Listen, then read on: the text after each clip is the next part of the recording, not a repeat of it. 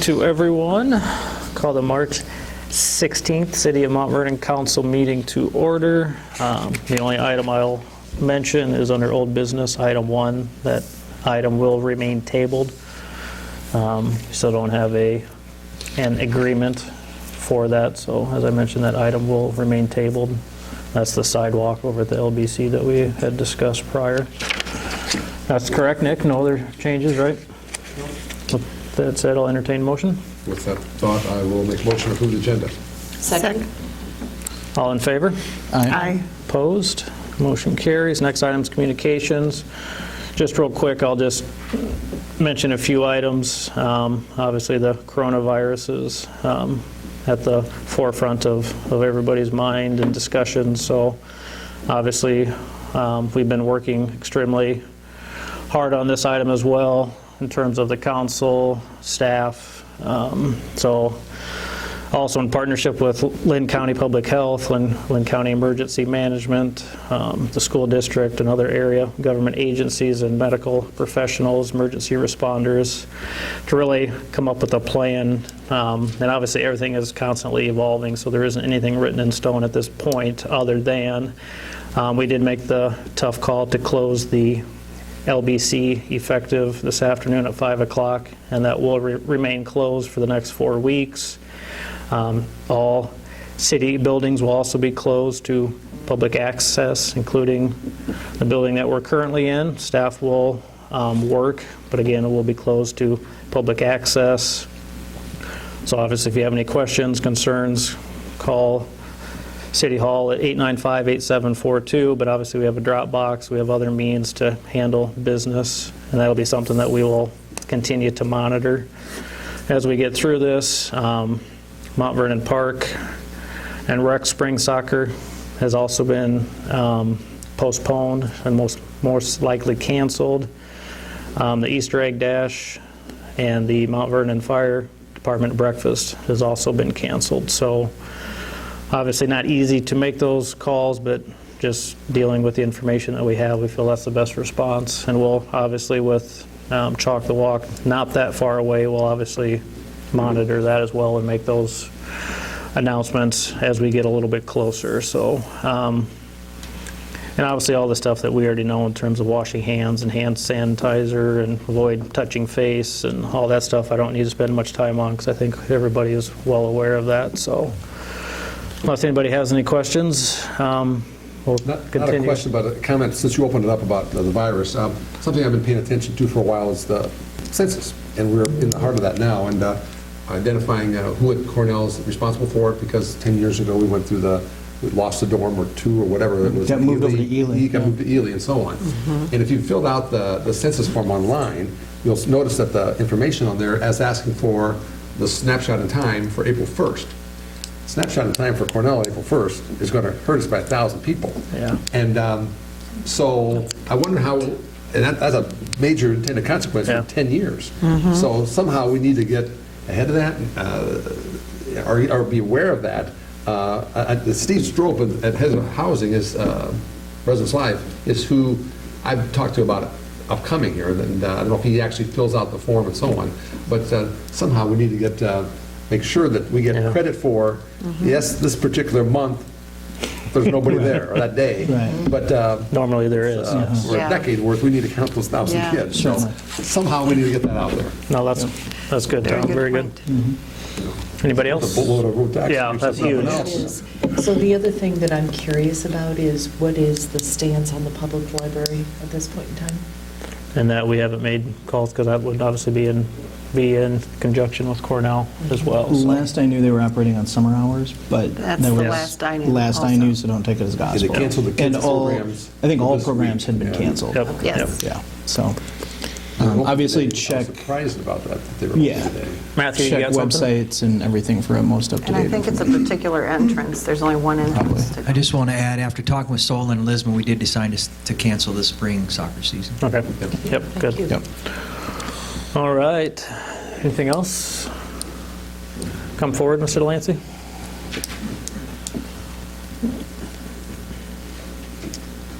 I know Chris isn't here, but is there any, Jay Delancey, 509 Scobie Road, almost forgot how to do this. Any word on Scobie Road, trying to protect people more signage or lights, nothing? No. I talked about this, Doug, you weren't here the last time. I know you guys are human just like us, but me being there all the time, I see a lot of foot traffic, walking. So I'm even a little worried about the police getting a call for a child choking and an officer needs help. When the road is closed and you guys head east, there in front of Conley's, it's a blind spot basically, Arise. And how are we gonna keep from running somebody over by chance, especially if they're elderly or with a baby's stroller and all that. And I just think we need to look into this more before we close that road, because the road's 5 feet narrower than a normal street too, so it ain't giving you maneuvering ability for people to get, or you to even get out of the way. Yep. So I just want, and I think we should add another light down like where Lori lives, the preacher, because just check that corner when you turn off of it in the dark, it's dark. It's a lot of blindness there. Yep. Pretty much it. Thanks, Jim. Thank you. Is there anybody else? Seeing no one else, all right, we'll move on to the Historic Preservation Report. Leah?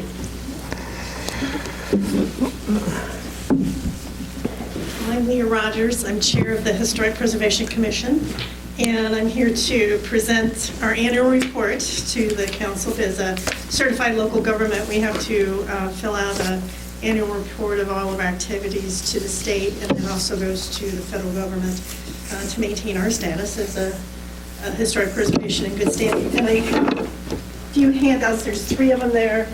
If you didn't get them already.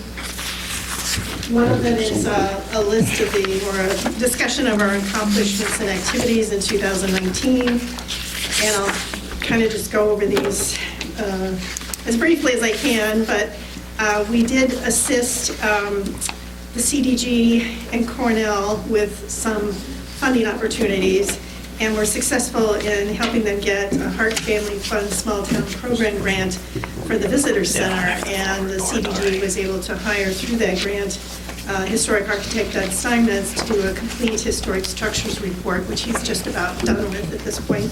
And that will give us an idea of what needs to be done as far as preserving the structure, what kind of priority, what needs to be done first, and how to do it. So that will be the basis for grant applications going forward to get some funding to assist in covering some of that activity that needs to be done. We also assisted Mike Smith with his application for a Main Street Challenge grant for Bauman's, and he was successful in obtaining that as well, and that's one of the things that's underway even as we speak. Mary Evans should be applauded for all she's done in our archives and websites. Please check our website out. It is changing daily and has so much content loaded to it. And one of the things that I use constantly are the historic newspapers, but Mary and one of our wonderful interns at Adriana Paca, is that how you pronounce it? Addie Pasha. Pasha, sorry, Addie, who loaded up the there's about 5 or 6 historic city directories. And if you haven't looked at those, they're just a treasure trove of information about who was living where and where they were at particular points in time in town. I've already used it for some of the nominations we did. But there's a nice list of all the logins we've had. Activity on the website has just exploded this year, and people have all kinds of varied interests that they're looking there for. We did hire a summer intern, and it was Addie Paca and Pasha, and she completed histories of all the businesses through the years, and those are also available on the website, and those two are quite wonderful. And Janet Budak was one of the commissioners that assisted with that as well. And they also did some videotaped oral history interviews with some of the business owners regarding the history of their businesses. And Mary's kind of got an ongoing project about historic house summaries, as she has time and people have expressed an interest in having a history of their home. That's something that we are hoping to move forward. Michelle Pelkey is another commissioner, volunteered to assist with design review.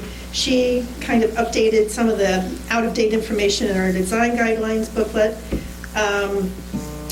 Let's see, she also developed a newsletter, which is one of your handouts. And this happens to be January's, but she had done one previous. I just happen to have this PDF handy, but these are just wonderful. They have information about historic preservation, but they also have tidbits about what's on the website, as well as just tidbits about history of Mount Vernon. And we are trying to get some programs scheduled for historic houses. We were supposed to have one on Saturday, but unfortunately with everything that was going on and kind of the older population that was probably going to come in and watch the program, we decided to delay that one. It will go ahead, that's the one on the Wallen House, but that whole schedule is going to have to change at this point. But that's another reason why having the newsletter. We also have a Facebook page now, and we're getting into other social media. We should be on Twitter and Snapchat here one of these days. Let's see. We've done a lot of recruiting new members and kind of working to get our process working a little better with our regulatory responsibility, working very closely with the city and Lynn County to iron out all the issues that have arisen since the change in how things are done with building permits. We also supported the demolition ordinance that was finally passed. We worked on the National Register nominations of the 11 brick houses in Mount Vernon using a certified local government grant to complete that. And let's see, Mary Evans also chaired the historical tours of the commercial district and compiled the scripts for 14 costume interpreters during the annual Main Street Conference, which was held here in May in 2019. So that's just kind of a snapshot of the stuff we do.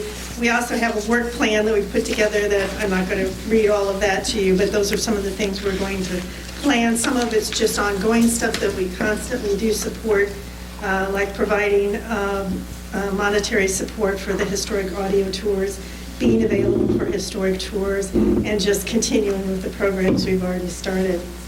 One thing we really need to discuss, and it's on our work plan, is to try and get better archival space. And that's why Mary was there grabbing you and taking you in. And yes, it's really well organized now, and Mary and her interns and some of the other commission volunteers, we have to thank for that. She was able to get everything in archival boxes so things are stable as they can be. However, the space itself is less than ideal. It's not something we can keep archivally stable really well. We have a problem with moisture. We have a problem with bugs. And I was just going to, here's another handout to just kind of show you some of the issues that we do have. Bugs, mice. We have stuff falling down off the ceiling. We're not sure what it is. Dark spots appear on the floor that come from drips in the ceiling. And one of the really most concerning thing we have is in the ceiling itself are water pipes. There's a duct that has got something going on with it. I don't know if it's condensation or what, but it also drips. And the sewer pipe for the men's room. And that's kind of where stuff is kind of coming down from.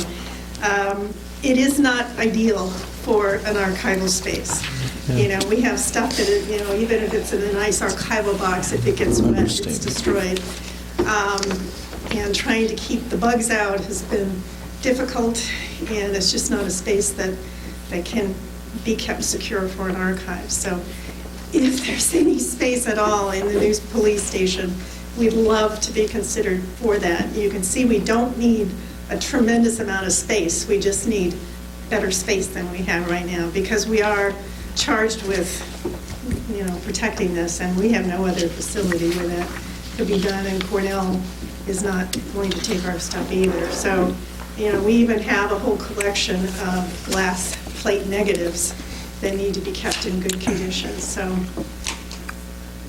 Mary will come and beg for you if you need it. Leah, She will haunt your dreams. are there guidelines on what that space, obviously no pipes in the ceiling kind of guidelines? Is there some sort of document, some sort of thing that would Oh, sure. We give us some Temperature ranges. help Low on that? humidity, Okay. yeah. Okay. Yeah. Yeah, if we could, because you've looked at the agenda, part of it is, what are we doing with the police station? Right. So if we could have some guidance on that. you know. I think two of our biggest concerns with that space is, and Mary can correct me if I'm wrong, are the pipes in the ceiling. Sure. If something ever happened, we would lose Yeah, I everything. mean, there'd just be that. And then the bugs, you Yeah. know, and there's, Yeah. you know, there are ways to control that, Yeah. but Okay. Very good. And for those at home, what is the Historic Preservation's website? www.mvhpc.org. Okay. And I will say, I visited recently, and it is wonderful. I found the online directories, and I found my address. It was fun to walk through that and see it. So thanks for all your work. And our historic photos are also a tremendous thing. And if anybody's ever interested in helping out, we can always use volunteer assistance for our many activities. But thank you. Well, thank you for Thank you. all that you do. Other than that, I did my signed paper. So now I'm going to go. Thank you very much. Space needed for display, or is it just No, storage no. and research? Well, it's for storage and research, yeah. So you're not I looking mean- for display space? No, I mean, we're not a Historical Society, so we're not looking for a museum. We just have these archives that we've been entrusted with. And They need to be protected. yeah. Yep. And we do research, and we do assist people with research through the website. So, you know, Yeah. Mary has to be able to look things up and get the information to people. So that's how it's utilized. Thank you very much. Thanks, ladies. Thank you. All right, next item, consent agenda, approval of council minutes from the March 2nd meeting, and approval of liquor license for the Sing-Along Bar and Grill. I'd move approval of the consent agenda as presented. I'll second. All in favor? Aye. Opposed? Motion carries. All right, next item is a public hearing for the consideration of vacating and selling of a 16-foot east-west alleyway right-of-way adjacent to 709-713 First Avenue Northwest, Mount Vernon, Iowa. I'll need a motion to untable this prior to the public hearing. So moved. I'll second. All in favor? Aye. Opposed? Motion carries. With that said, I will now open the public hearing on this item. Is there anybody that would like to address the council? All right, seeing no one, close the public hearing and move on to ordinance 3-2-2020A, vacating and selling a portion of a 16-foot alley right-of-way located adjacent to 709 and 713 First Avenue Northwest within the city limits of Mount Vernon, Iowa. I think we've talked at length about this. This is the property that is owned by Mr. Hubner down off First Avenue, or off Highway 1. Unless anybody has any questions. You don't have anything to add, do you, Nick? No, just to make sure that we don't waive the following readings because we're still waiting on Alliant to see if they need an easement through there. Okay, so we'll just, handle as we usually do, first reading.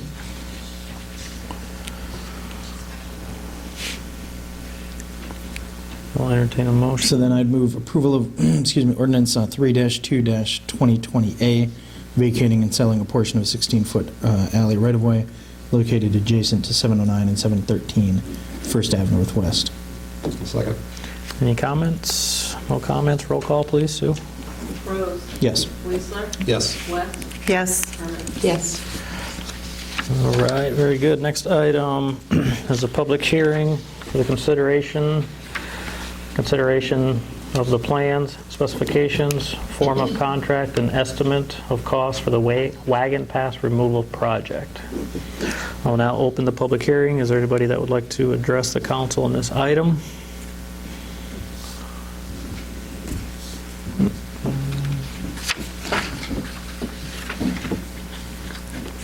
Jay Delancey, 509 Scobie Road. I gave most of you guys a call, but I heard back from nobody. I checked it in with a contractor on this underpass, and Chris has expressed to me that they're worried about maintenance for the future, okay? It's been there for 83 years. We're all going to be gone by the time it needs maintenance again. And things might change by then. They might have a better way. They might recycle plastic and put that in there where it won't dispose and crumble and fall apart. But that contractor I got a hold of said he could do it for almost 100 less to 85,000 less. And they've done it on a DOT project here in the state of Iowa. He said it was almost identical to that one. So I'm sitting here going, why can't we save the money?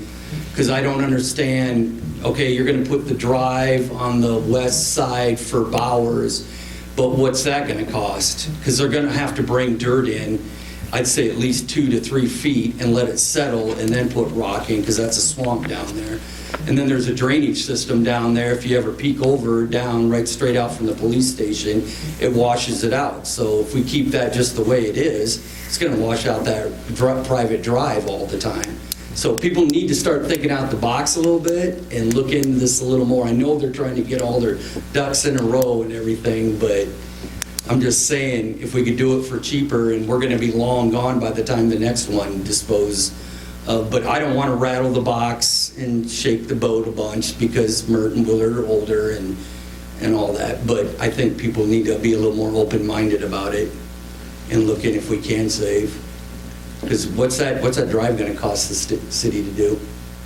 Who's doing it too, Nick? Is that us? No, it's already been bid. It's all part of the project. It's part of the project. Oh, so it is part of the 180-some thousand? Okay, I wasn't aware of that. I think I felt like Chris did follow up on your comments from last time, because I saw that option was like option 3 or 4, or Yeah. in the architect's opinion, so it's not like, we've been down this road, so I didn't feel like I needed to reply back to you, because it was already included. Well, I just thought it was wild that I have to, I looked It's one of into the it, because I believe in saving money if possible. And like she said, they were just talking about our heritage. That's been there since 1938, so it's something kind of rare. Plus, a lot of people don't know that bypass, or the overpass over the railroad, Willard told me is the first one that was done in the state of Iowa with a tilt to it, a curve. He said that was the first one they've ever done in this state. Just like the Sealand Road too, and Lincoln Highway seems to be some historical, they're trying to make it a history buff type thing, so why not save some of the other history that goes along with it, which is that wagon trail and that overpass. So that's what I'm getting at. I'm just saying, think out the box a little bit, if we can. The bid came in at 125. Oh, did it? The engineer's Okay. estimate to do what you're talking about was around 100 to 140. So They are aware of the washout and all that too, right, straight across. So I would check that out today. Dave, is there anything you want to add? But I think we have all the information. It's been, yeah. Yeah, I mean, we They know what put the a new culvert alternatives. system down towards the police station, like we call it Frog Pond, that fills up with water there on the T intersection. That's not part of this project. that's not very Yeah. So where will that water go then? You get what I'm saying? Because that fills up with water, and then where's it going to drain to? Because that's what goes down and washes out the field and leaves that ravine and everything. Oh, we're not. Okay. No, he does now? He was raising his hand, sorry. Oh, I thought he shook his head no. I'll just address the last question. Dave Scheckinger with Bainsburg, Town City Engineer. In talking with Bowers, that's been an issue for quite some time. That was actually dammed up by a dam to prevent water from going out in the field as quickly and creating a washout. So that's intentional that culvert was plugged on their side. That was a discussion that we had when we were working on design. The roadway will have a small drainage tile that goes under it, surrounded by larger rock to allow water that's in that area to continue to go across there. But the intent is for it to flow over the roadway if there is ever a large or heavy rain event. Everything is sloped one direction from the bank out to the field. And really, there should only be local drainage except for that area that would drain through that area that he's dammed up, where the old culvert used to be. So it's been taken into consideration. They're aware of it. We've had discussions on it. Okay. Just wanted to... No, I appreciate that. Yep, that helps. Thank you. Okay, is there anybody else that would like to address this? All right, seeing no one, I'll close the public hearing. Move on to Resolution 3-16-2020A, adopting plans, specifications, form of contract, and estimate of costs for the wagon pass removal project. Nick, is there anything else that you need to add, or anything that the council isn't already aware of? nothing to add. Does anybody have any questions for Nick? I think, as Tom mentioned, Chris's email from last week, I think, did a nice job of highlighting the options. And again, this is something that's been on our radar for a handful of years now. So unless there's any further questions, I'll entertain a motion. Make a motion to pass Resolution 3-16-2020A, adoption plan specifications, form of contract, and estimates of the cost for the wagon pass removal project. I'll second. Any comments? No comments? Roll call, please, Sue. Leesler. Yes. Rose. Yes. West. Yes. Yes. All right, let me get caught up here. Next item is Resolution 3-16-2020B, approving the voluntary settlement agreement and release between the City of Mount Vernon, Iowa and Cornell College. Nick is now handing out the pertinent information pertaining to this resolution item. Again, this is something the council has been aware of for a while.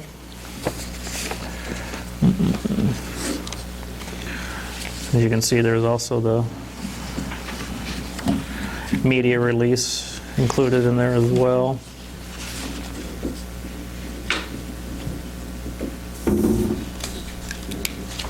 Chris drew up the media release. The attorneys, both sets of attorneys. Yep.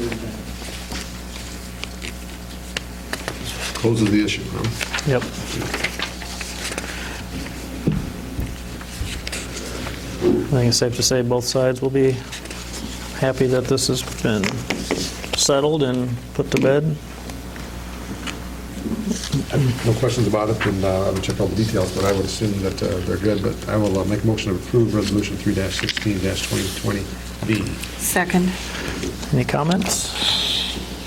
No comments? Roll call, please, Sue. West. Yes. Leesler. Yes. Herman. Yes. Rose. Yes. All right, we will move on to old business. As I mentioned earlier, the first item will remain tabled, so we'll move on to item 2. Discussion and consideration of additional netting and batting cage changes for the LBC. I will need a motion to untable this item. Make a motion to untable it. Second? All in favor? Aye. Opposed? Motion carries. All right. What we want to do on this one is basically deny the change order for adding the batting cage, but separate the netting, so it's kind of and basically, we'd like to add this netting so it'll protect the windows that are on the main level, and hopefully get council's blessing to go not to exceed $5,000. We're going to reuse the equipment that's from the current netting to put on across these windows. So, And these are the windows in the batting, in the turf room? no, in the main. In the main building? Yeah. Okay, gotcha. Okay. Using the track that's Yeah. Yep. there. Okay. So is this removing the batting cages out of the turf room and relocating permanently to the Yes. gym? We'll have to purchase new netting. The netting will be different. And then the batting cages will get a different system. But they'll still be in the turf room. They'll still be in the turf. Oh, okay. Yep. I'm just here for support. So basically, On cue. we're denying the batting cage portion of the change order because the subcontractor is going to take care of that, is essentially Yes, what correct. that comes The down contractor's to. going to take care of Okay. that portion, and then we would like the contractor to put the netting up. And we're still, we don't have an official, And that's the not to exceed $5,000 portion of that whole movement. Okay. So we'll need that motion that because we're going to Scott just research mentioned. some other options for that, Mhm. but Chris doesn't want to bring it back to you if that becomes our best, most economical option, and we'll go. We'll just go ahead and do it and be done. Yeah. Okay. Yeah, so whoever makes a motion, make sure you mention the not to exceed the 5,000, but also that you want to deny the other proposals. What's the number on this change order? Do we know? Because that's how we've been doing them. Yeah. You know what I mean? 60 something? Numbers. Is it 60? No, that's the one we're leaving tabled. Oh, that's right. Not really remember. Okay. Oh, I wonder if it's. Yeah, because if you look at the previous agenda, there's not a change order listed. If you look back to, It's probably 61, but I don't know that for sure. Because 60 is the one we're leaving tabled, and 62 is moving the TVs. But, that's fine, we can do without the, yeah. Okay. We can do it It's without not- the yeah, change we order. can- That's all right.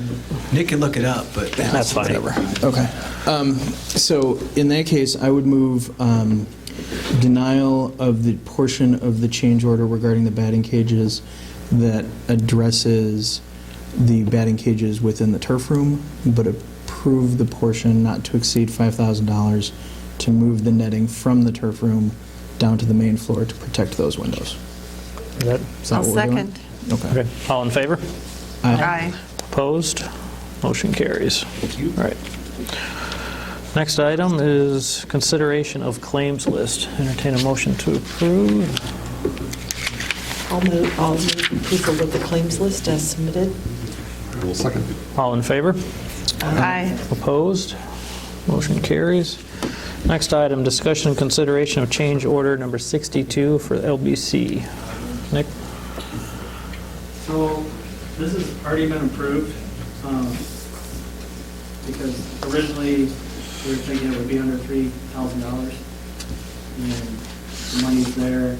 It's basically just moving TVs from one area to another. And it exceeded the $3,000 mark due to having to move wiring and coax stuff. So we had an electrician involved, so, And it's already been done, right? yeah, and it's been done. Yeah. So. And it includes repainting and, Correct. I mean, it's not just, because when you say it's going to cost us $4,000 to move 3 TVs, Yeah, that that sounds a little. doesn't sit But when right. you look So at the it's- wiring, what Right, was you got to involved move the with wiring, and there's Conduit involved. conduit So- and painting everything. I haven't been down there since they've been moved. Are they more equally spaced? It has not been. They haven't moved yet. Oh, okay. But is that that's There'll be the, better space. yeah, that's great. All right, I will move to approve change order number 62 for the LBC. I'd second. All in favor? Aye. Opposed?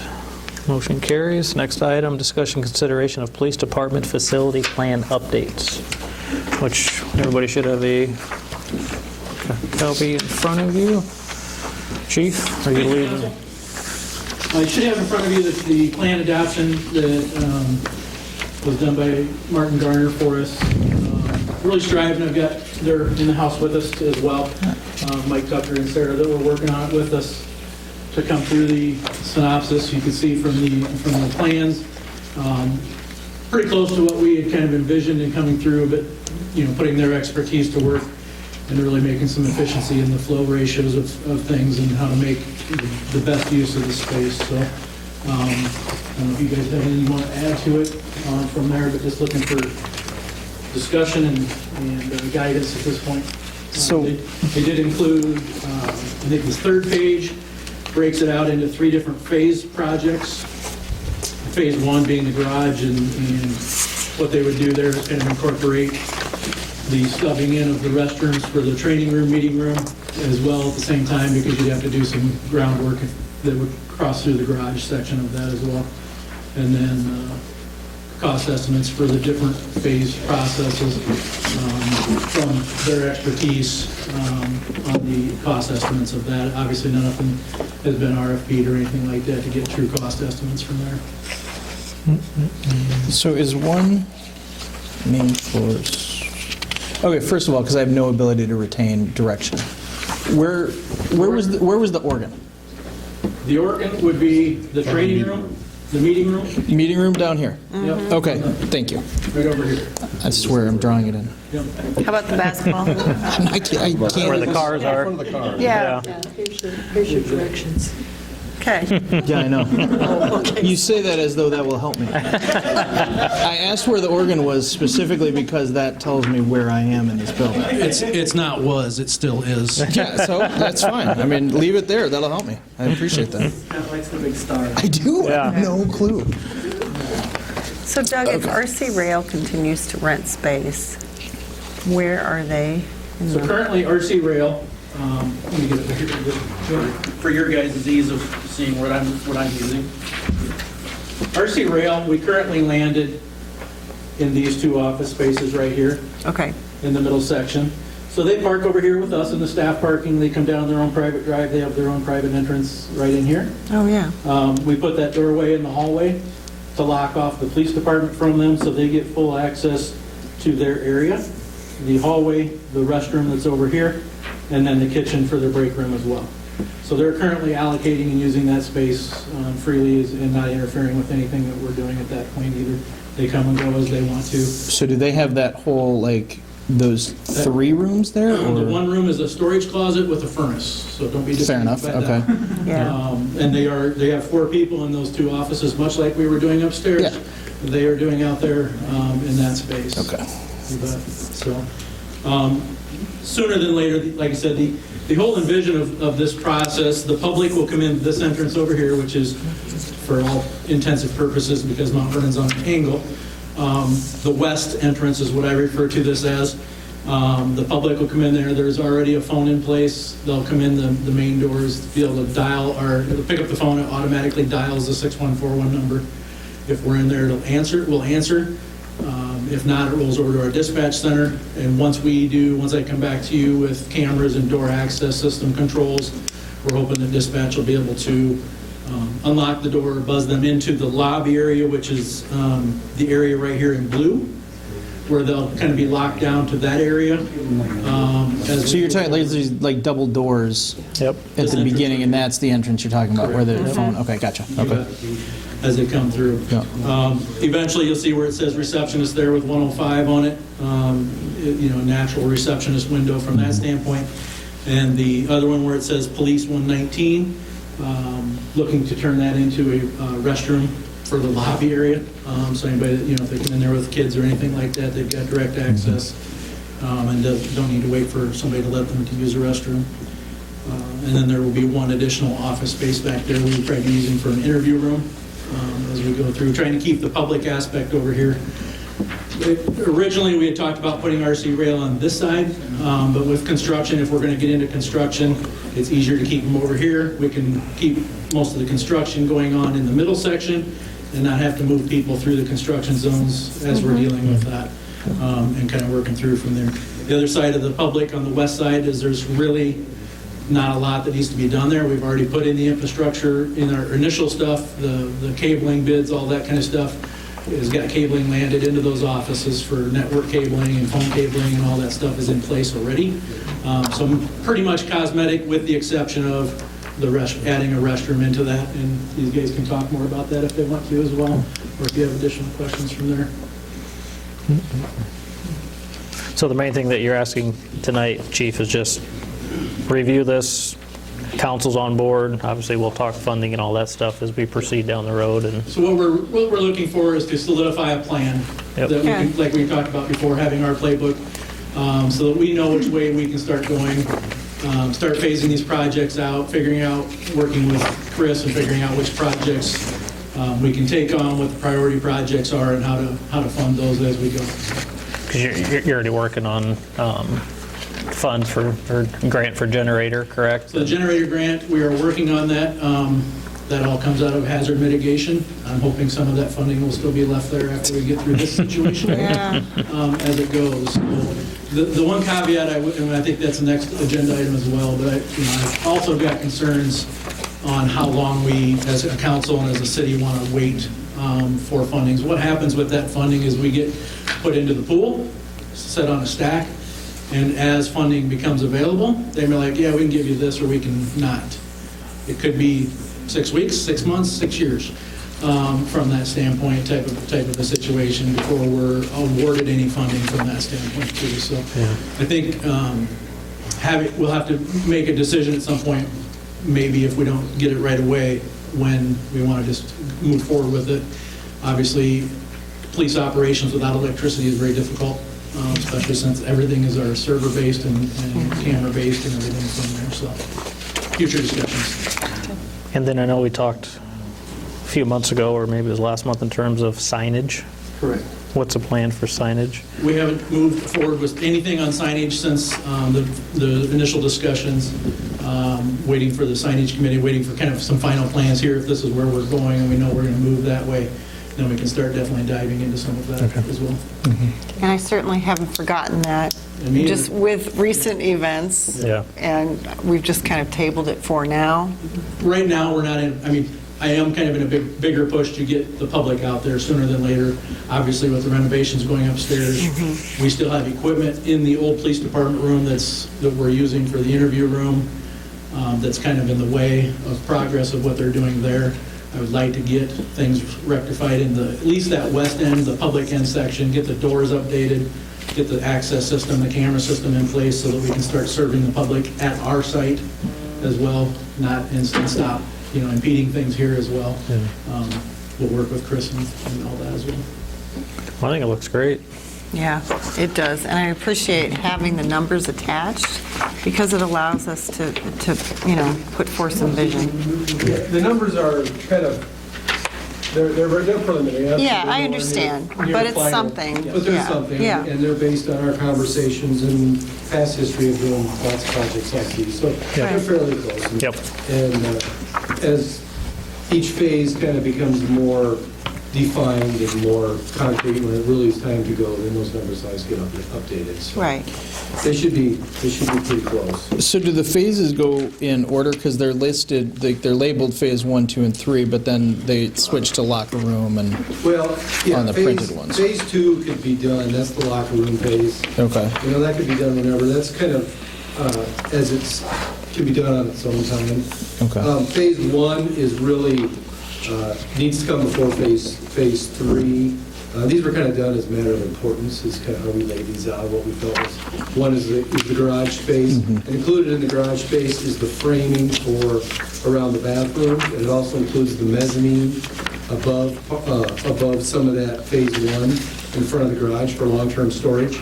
Like the evidence? No, so the evidence Above is, evidence. the evidence is there. Okay. You turn this page to the second, It doesn't say evidence on here, it's where it says phase 1 on that big The sheet. 2859 square feet? Correct. So Okay. you'll see the stairway here, which goes up to a second level, dropping that ceiling down we talked about in that sanctuary. Gotcha. And putting dry record storage and stuff like that up there. So that would be all above the garage No, and like... just the evidence, corridor, and the toilets. It does not go back. Okay, so there's that wall right in front of the cars? Yes. And that's where that would stop then? At this point. Okay, gotcha. So phase, the phase 1 of the garage includes that framing for all of that, everything.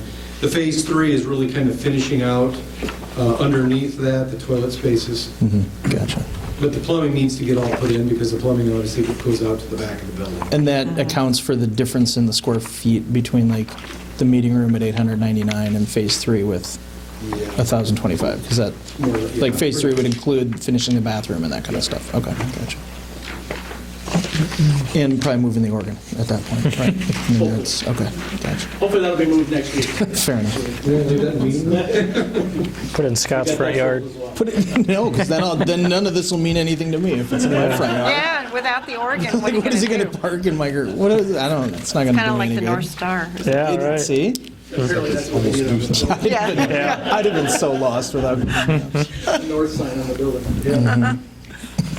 Well, good. Does anybody else have any? Tom? Do you know about the historic preservation interest? Was that interest in upstairs, or is that interest in this building? Because I personally did you know have about that before? I haven't had any discussions with them, other than knowing that they're interested in space.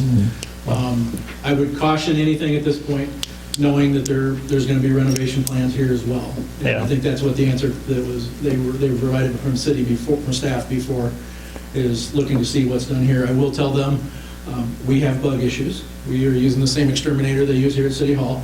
From that aspect. This building was built in 1988. The new addition of my building was built in 1990. So you're going to find many of the same concerns. They've had water issues there already as well. So trying to find that direct balance would be important. I think, discussions can continue. I don't think any final decisions have been made, but, I think we just tread carefully where we're going. Yep. Well, good. Unless anybody has any questions, I'll Yeah, this looks good. entertain a motion to approve the overall concept. I would so move. And I would second. All in favor? Aye. Opposed? Motion carries. Chief, you're back up. Discussion consideration of police grant. So with this entire building project, I think I told you before, I'm applying for a grant, probably the only grant I'm eligible to apply for related to this project. to provide a generator that will be large enough to power the entire facility, as it is, just like we do with City Hall and many other city buildings we're going through at the time. The numbers should be enclosed with you. We've received estimates on the purchase of the generator, similar to what we have here at City Hall, that's appropriately sized for our facility. And then additionally, the installation for that generator as well, which I think the total package right now, I think is, I don't have it in front of me, is like $80,000, somewhere in that ballpark. We are going to submit a grant to hazard mitigation through FEMA, their funding sources for pre-disaster and hazard mitigation funding to accommodate some of this. Usually it may be like it can come in a lot of different aspects of funding. Hopefully 75% covered by federal funding and maybe a 25% local match is the number. Again, like I said, it all depends on what funding they have available. They may call us and say, well, you know what, we can't get you $75,000, but we can get you 50%. Or we can do this, or we can do that. And so those will be decisions we'll have to make as we go, but we'll definitely apply for the funding that we can get and try to get that coming if we can. Okay. Do we need to do anything on this? Or approve? I mean, it says motion. Yeah, I assume just, Well, well, it says- Probably motion to, approve for us to be able to Yeah. apply for the grant. We are Yep. working with the state right now. yep. I would move that. Motion to approve. Yeah. I'll second that. Well, I mean, who's going to not motion for you to go after a grant? I don't know. I mean, All in favor? aye. Opposed? Chris isn't here, you know? It's got a substitute Yeah. teacher. Spitballs are coming out Is he later. going to be watching the video? All right, next item, discussion and, Do we have to vote? I said all in favor. Did we do that? We Yeah, moved all- and approved? All in favor? Aye. Opposed? Motion carries. Next item, discussion and consideration of setting a public hearing date for budget amendment number 2 for fiscal year '20. What do you got for us, Nick? Just It's not going to be a very big budget amendment, just a small one. Public Works is maybe about 70,000 in the pool. We do that one every year. Oh, that's right. It's just going to be a little bit of cleanup work. Well said, Nick. I'm doing well tonight. Does anybody have any questions? Otherwise, I'll make a motion to set the public hearing date for our next regular meeting at Monday, April 6th, 2020, for the public hearing on amendment number 2 to the fiscal year '20 budget. I'll second that. all in favor? Aye. Opposed? Motion carries. Next item, discussion consideration of change order 47, LBC. So this is The tile. the tile in the showers. We have to pay for the tiles themselves. They've changed kind of what tile they used. And that was in order to be able to get the proper slope for draining. Pretty clear cut. Yeah. I'll move to approve change order number 47 for the LBC. I'll second. All in favor? Aye. Opposed? Motion carries. Next item, discussion and consideration of change order number 52, LBC. And all these have already been approved because they're under $3,000, but this was more of just a cleaning up the look of the soffit there. Oh, sure. All right, with that said, entertain a motion. Make a motion for change order number 52 for $1,505.66. Second. All in favor? Aye. Opposed? Motion carries. Next item, discussion consideration of change order 61, LBC. So, yeah, go ahead, sorry. Sorry, this is dealing with the gas meter that Alliant Energy installed, and it being bigger than what we were told it would be from the start of the project. So they had to add sidewalk to go around the gas meter. So now we have a service sidewalk that will take us from the west entrance to the north entrance, and also get us to the utility closet that's in the outside that will be utilized once the gardens are installed. Okay. And move approval of change order number 61. I'll second. Tom, do you have? While we're talking about sidewalks, the east-west sidewalk south of the Wellness Center that looks like a 4-foot.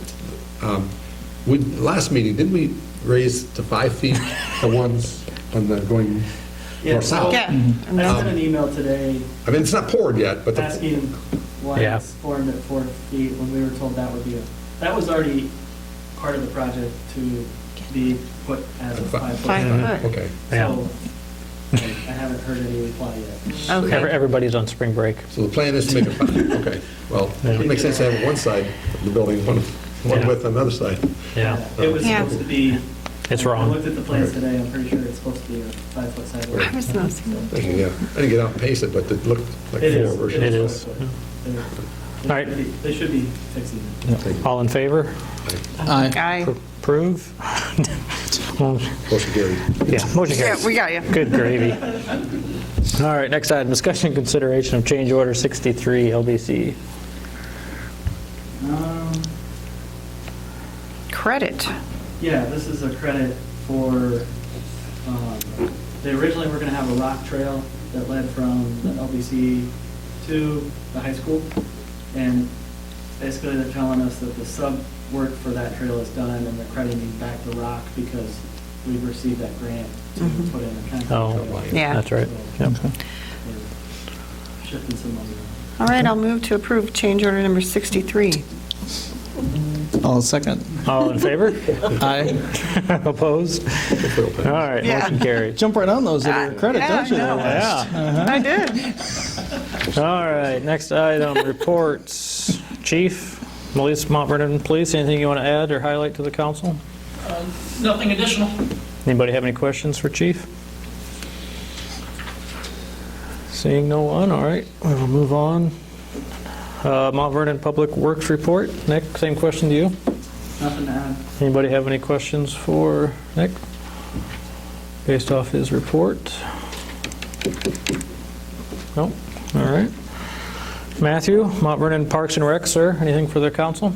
I better say no because my colleagues are looking at me. With that look. Yeah. Is there anything, though? I do need to, so I do. We're not surprised. Just for the record, just so everybody, I've been getting a lot of emails and phone calls since we announced the closing of the LBC.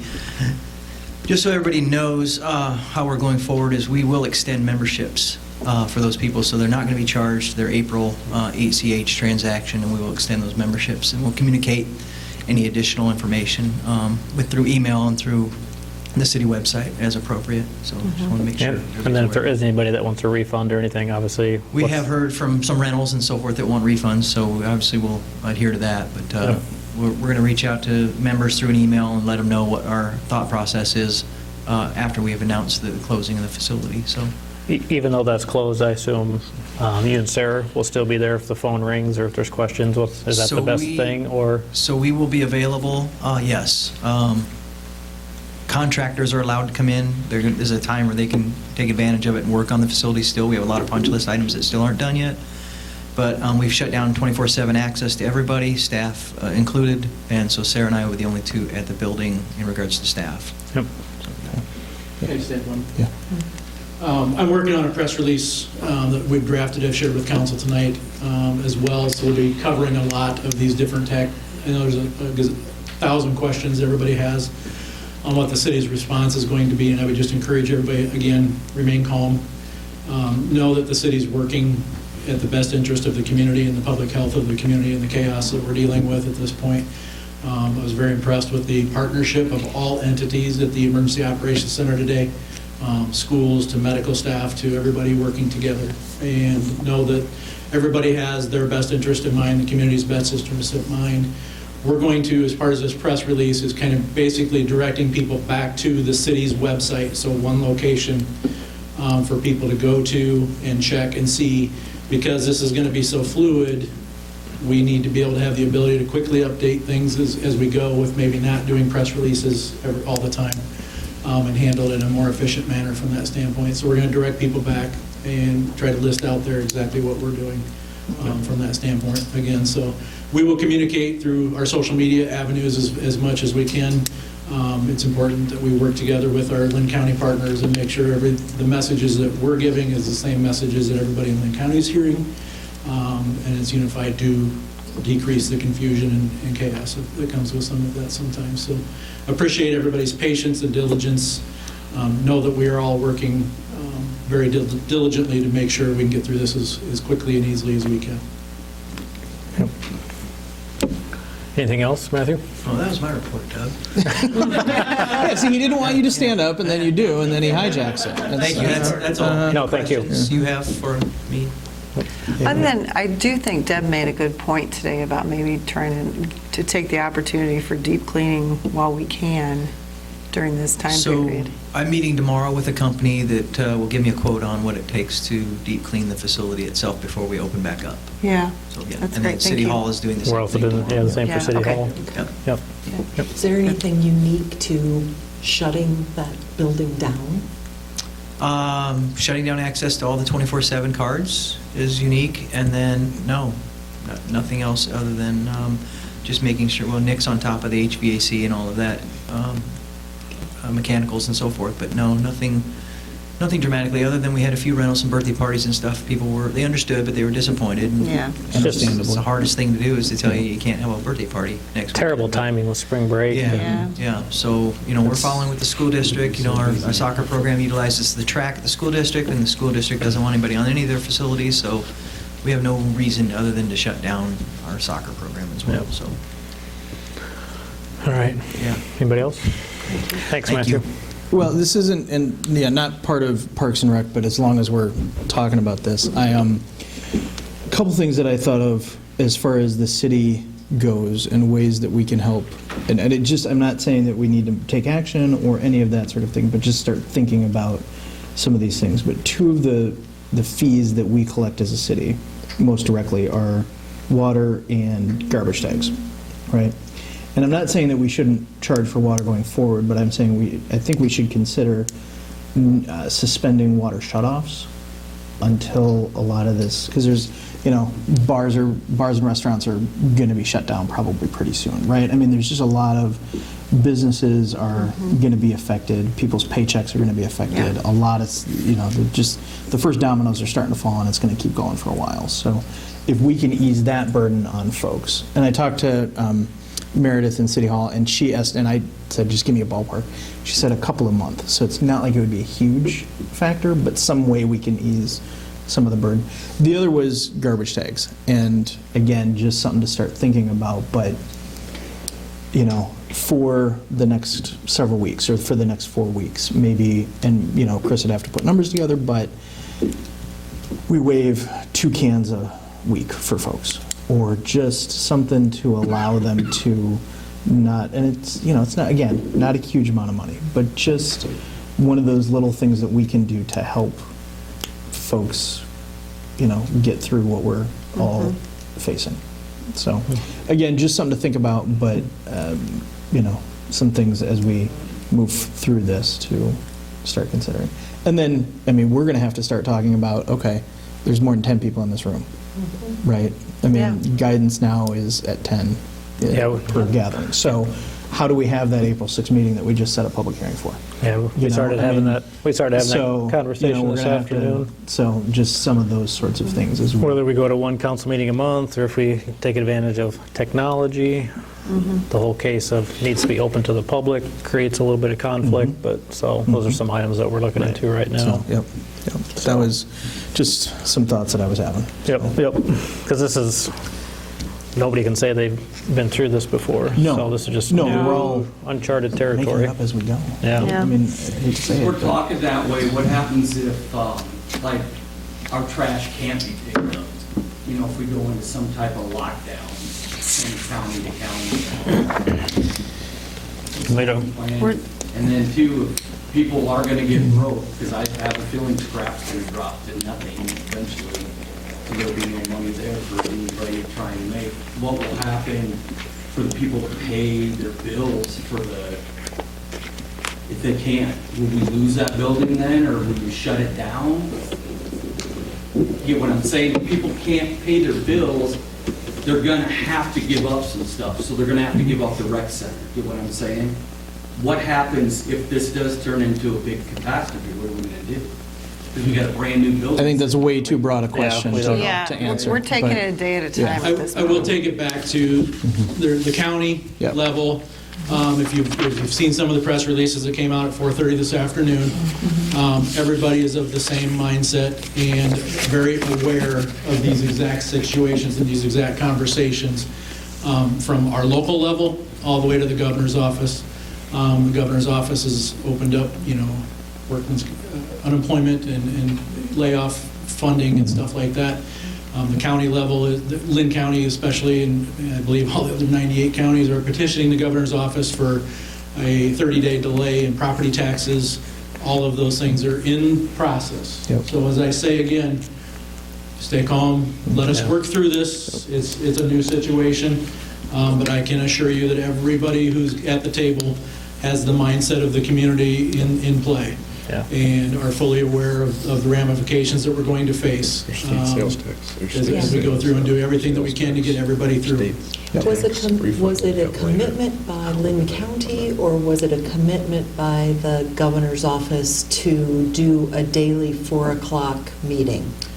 So Lynn County's plan is we are meeting, there's daily briefings going on in the morning, and then press briefings going on in the afternoons. Okay, so that's So we're the trying to county get everybody thing. spun up, having critical conversations that need to occur, try to get that out to the public in the Of the day. afternoon. Okay. You bet. And those are usually live streamed, or I I was just noticed gonna today say. that they were live streamed and they were on television. Again, going back to the whole numbers of people in one Yeah. spot, because they're not trying to bring all the reporters in. Yeah. This is new for everybody is spinning up technology like you wouldn't believe, to get the messages out as much as we can in the best way that we can to as many people as we can. Yep. Yep. From that, while trying to keep everybody as safe as we can. Yep. As we go. Thank you. Anybody else? Yeah, thanks. I just Okay. wanted to make a note, bypass signage committee was mentioned. Today, Maya from the design chair or design responsibilities for the Main Street, Iowa office was supposed to meet with us and give us some background, and we had to cancel it. So that's a large committee with well over 10 people, and so at this point, we're just holding off. So we're just doing some background research while we can. Yep. All right, from a report standpoint, I think I hit on everything I wanted to. Nick, I would ask that you work with Chris in terms of that March 25th meeting that we have scheduled, or whether or not that needs to be postponed. I wouldn't consider that an essential meeting at this point, but I hate to see it get postponed, but something we need to look into. And then I already mentioned via Scott's point in terms of how we're going to handle future council meetings, so as soon as we get more information on that, obviously, that will be shared. Does anybody else have anything from council committee standpoint? Anybody? Much happening in the associate planner position? Off He- and out, or? He had interviews on Friday, but obviously Okay, so. he's gone, so he'll share that when he's back. I know he was quite excited about, I believe he had 4 interviews. Is that right, Sue? Yes. Yeah. Okay. They were good. Nick, anything that you want to add from Chris's report? No, you touched on the 25th. so- Yeah.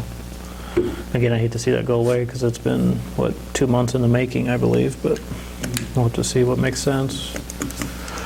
Anything else from anybody? Otherwise, meeting stands adjourned.